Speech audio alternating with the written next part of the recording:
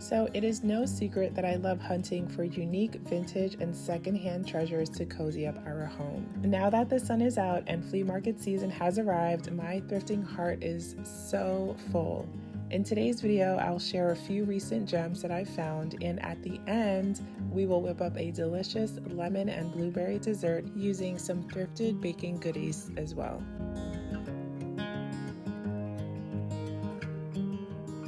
Hello everyone, welcome back to my channel and welcome to a new video. My name is Danielle. Today I am going to take you along as I go thrifting, and I will also show you how I style the pieces that I picked up this past week. In addition to home decor, I was also able to find some kitchen pieces, and one of them inspired me to make a really delicious spring dessert, and I cannot wait to show you how it turned out. So let's head to the thrift store and gather some inspiration. I hope you enjoy today's video. We took a road trip to the Poconos in Pennsylvania recently. It was such a beautiful spring day. We even spotted deer wandering through the streets. It was like they stepped out just to greet us. It was such a sweet moment. As we drove along a main road, we spotted a sign for a flea market, and of course we had to stop. Booths were scattered throughout, but what drew me in were these little shops tucked away in nearby buildings. One in particular stood out. It was a cozy space honoring Native American history, filled with both new and old treasures. This store had this cozy, timeless feel, like I just stepped into a story.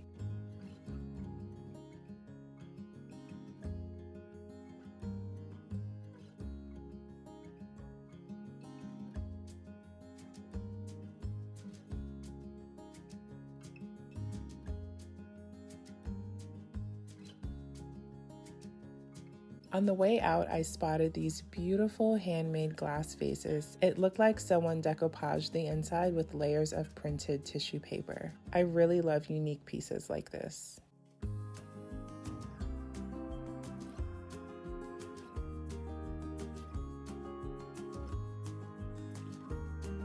Across the way was an antique shop where I ended up spending most of the time. There were so many lovely vintage pieces, and the prices were surprisingly great. I fell in love with this item right away. It was only $8, but I had to have self-control. I did not need this, so I unfortunately left it behind. Hopefully it found a happy home.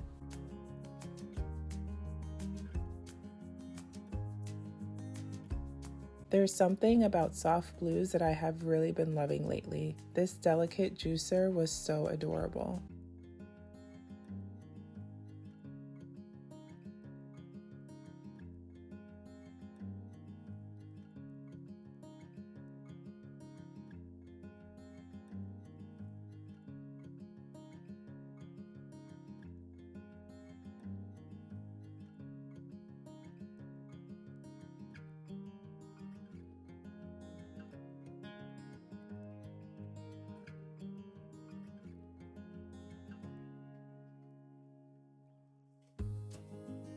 We then stepped inside, and at the entrance was this lamp. The base of this lamp immediately caught my attention. I could easily imagine it glowing softly in a cozy corner of our home where someone sits comfortably in a chair, sipping tea and flipping through their favorite home decor book.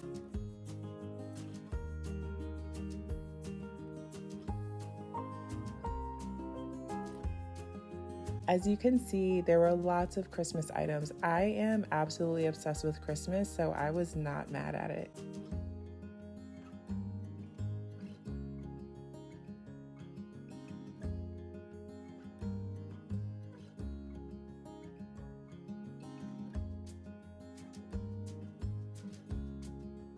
Let me know in the comments below what's your favorite part about thrifting and antique hunting. I just love the idea of finding something that someone once cherished and giving it a whole new story to live on.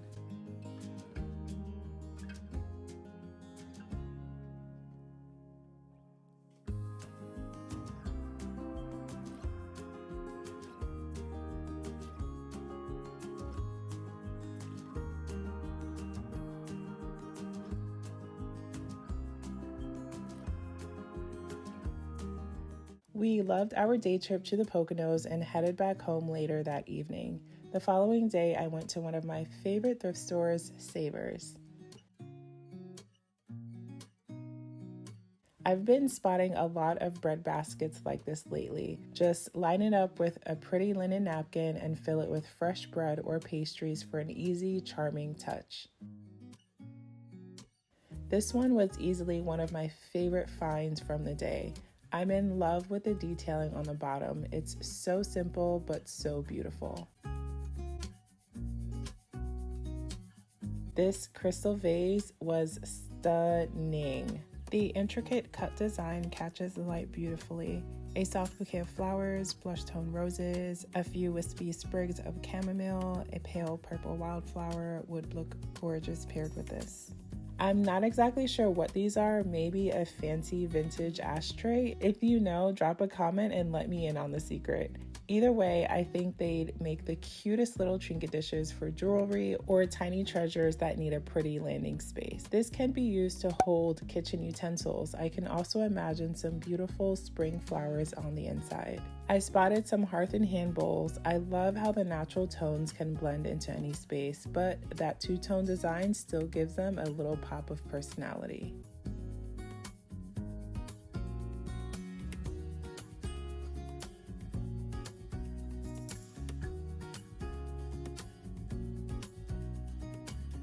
This kettle was so adorable. It is absolutely perfect for the spring and summertime.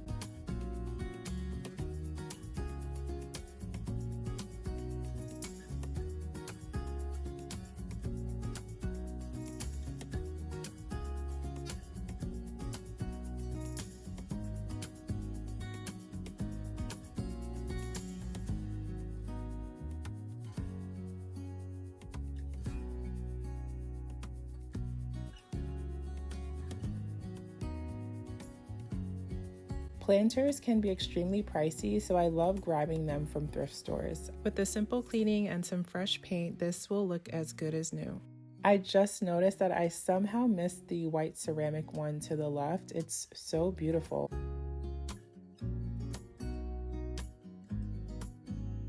Okay, so now I'll show you what I purchased.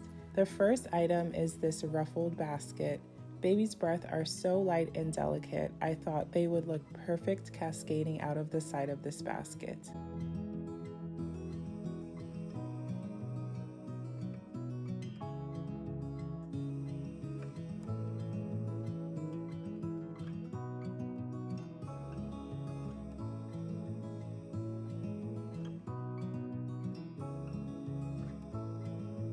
One thing I found was this beautiful wooden candle. This is a bit more modern, but reminds me of the ones sold at Olive Atelier.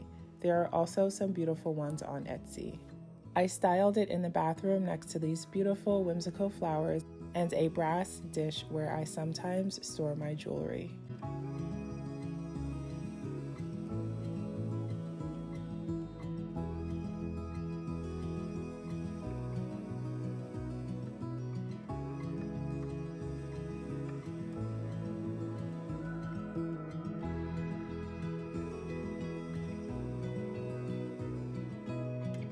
I also picked up these mini brass baskets from the antique store at the flea market. They can add a touch of warmth and character to any space.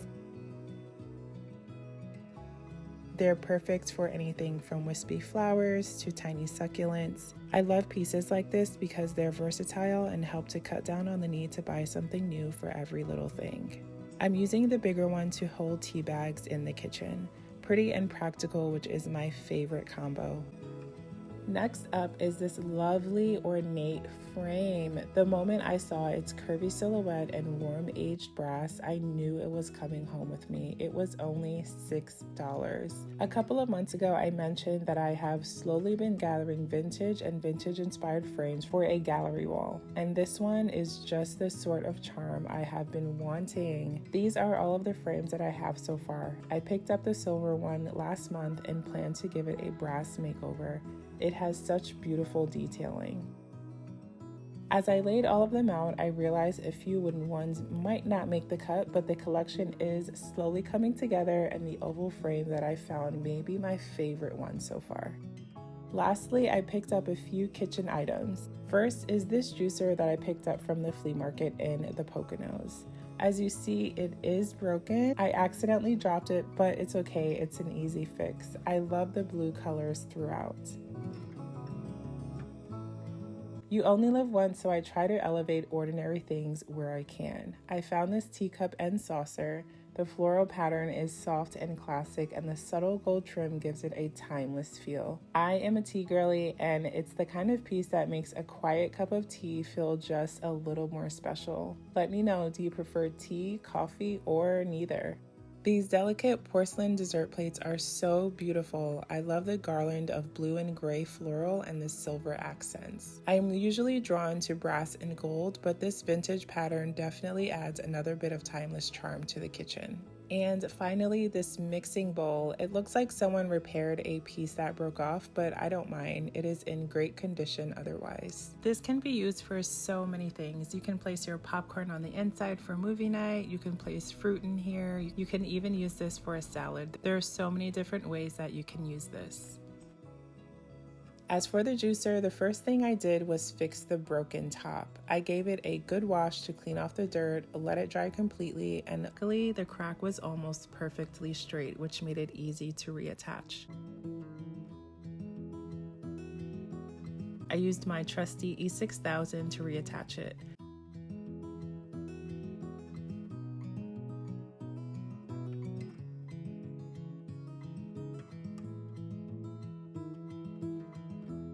I'll be using it shortly to make the dessert, so stay tuned for that.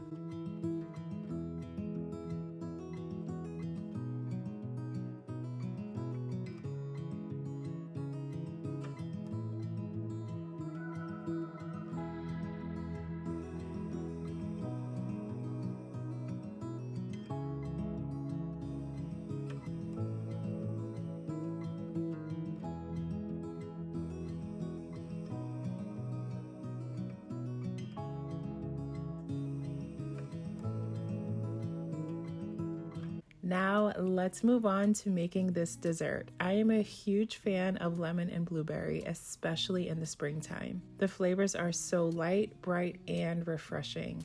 Let's start with the shortbread crust. I am dairy-free, so I am beginning this recipe with a plant-based heavy whipping cream. And then I am adding the yolk of an egg to a small bowl.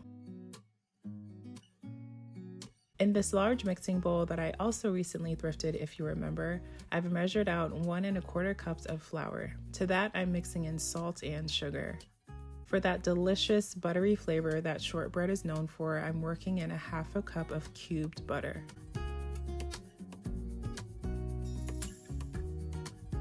I combined everything by hand, then poured in the whipping cream and egg yolk mixture.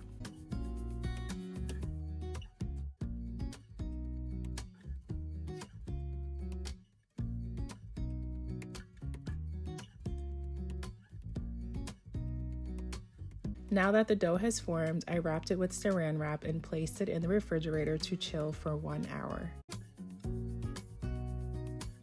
This is the dish that I will be using. This is a sweet find from an end of the summer garage sale that I went to last year. I have been patiently waiting to use it for the spring. Tulips are my absolute favorite flower, and the pastel colors are soft yet cheerful. After chilling the crust for 1 hour, I removed it from the fridge and rolled it out. I kept the saran wrap on so that the dough would not stick to the rolling pin.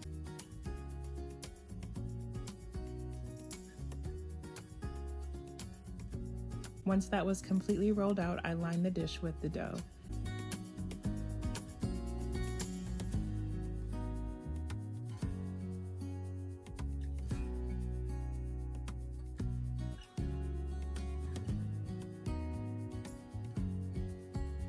Then I placed that back in the freezer for 30 minutes.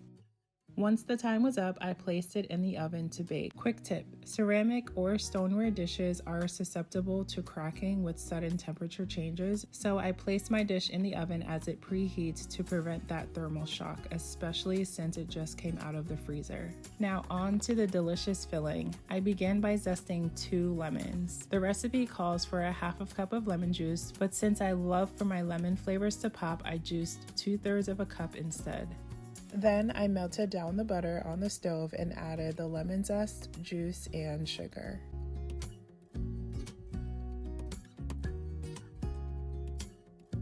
I let that come to a slight boil and then I set it aside while I cracked some eggs. I added the hot mixture slowly to the eggs, stirring vigorously to prevent the eggs from scrambling.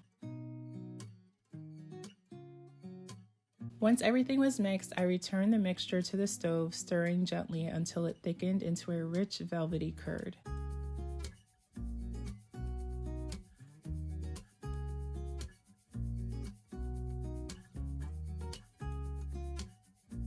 You'll know it's ready when it coats the back of a wooden spoon, and if you run your finger through it, it should leave a clean streak. I then strained everything into my bowl, which is an extremely important step to achieve that velvety texture. As you can see, the strainer helped to remove all of the pulp. I covered that until the crust was baked, and once that was done, I poured the curd into the crust, smoothing out the top.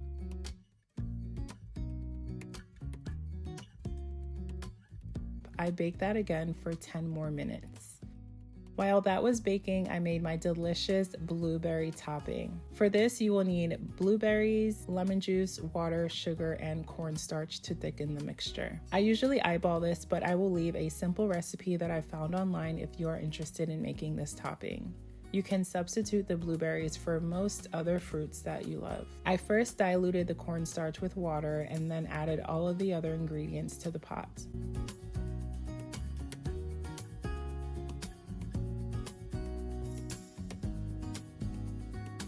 I let that come to a boil and gave it a taste test. It was perfect.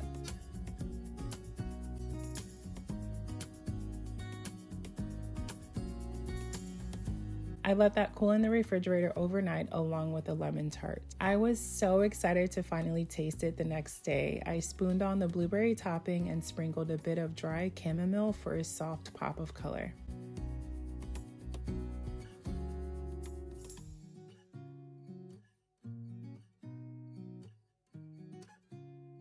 It turned out absolutely delicious. If I made it again, I would double the filling since it was not enough to fill the size of my tart dish. And to my surprise, the chamomile added a really light, refreshing note. I was happily shocked, and I think I will actually try to infuse chamomile a little bit more next time. Thank you so much for watching today's video. Your support truly means the world to me. I absolutely love baking, so if you would like to see more of that sprinkled into my future videos, let me know in the comments. I'd love to share more of my favorite recipes with you. Until next time, take care, and I will see you in the next video.